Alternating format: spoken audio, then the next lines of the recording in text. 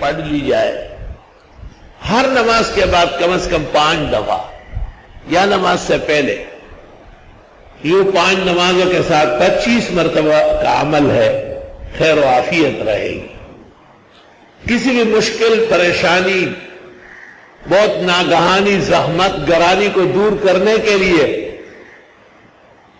50 دفعہ پڑھ لیا جائے، نہ 51 اور نہ 49، 50 دفعہ۔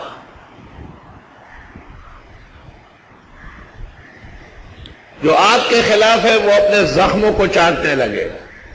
فَزَان بَاخْتَشِ تَعَانَ مُقْتَبَتِ بِغَمَشِ اللہم اصرف وجوہ الظالمین عنی، خدا ظالموں کی توجہات مجھ سے ہٹا دے۔